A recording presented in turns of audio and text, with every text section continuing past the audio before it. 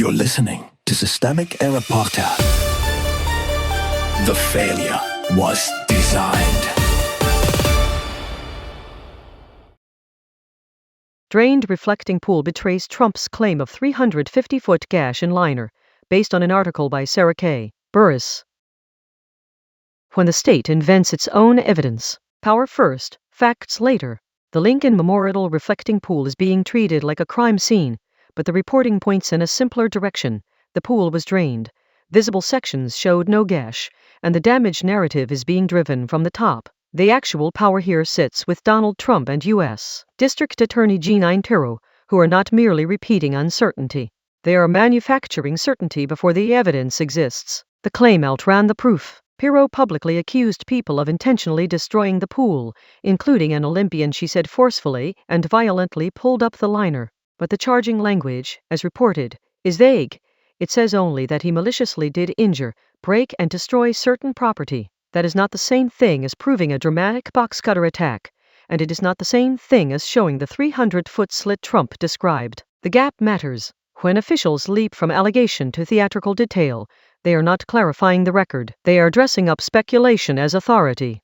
Trump's box cutter story is the point. Trump went further and told the public, without proof, that vandals had sliced the pool open with a box cutter or knife. Pirro echoed the same idea and then refused to show photos when pressed. That is not confusion. That is coordinated narrative control. Declare the damage, dramatize the method, and keep the evidence behind the curtain until the story hardens. This is how official disinformation works in plain sight. It does not need to be elegant. It only needs to come from a position people are trained to treat as credible. Misdirection as governance. The reporting also exposes a more basic fraud. The public is being invited to focus on an alleged sabotage spectacle, while the practical reality is less glamorous and more revealing. The pool had an algae problem. Trump hired a company using nanobubble technology to fix it before the July 4 celebration. The algae returned within days. That is the part worth dwelling on. The machinery of federal power mobilized to stage a clean patriotic image for fireworks. Then the problem came right back. Instead of owning a maintenance failure, the administration leaned into vandalism theater. Blame the imagined saboteur, not the people responsible for the condition of the place.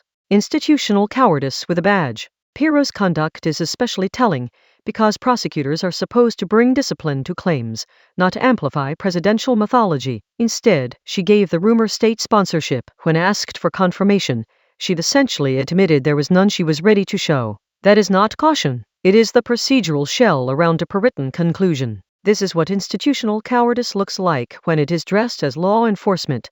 The office confers legitimacy on the boss's fantasy and calls that prudence.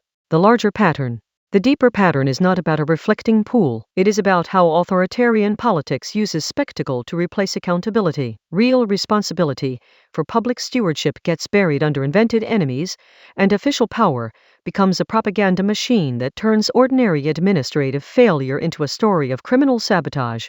That is the political meaning here. The problem is not just a bad claim about a pool. It is a governing style that cannot tolerate incompetence being seen as incompetence, so it reaches for conspiracy, accusation, and theatrical blame instead.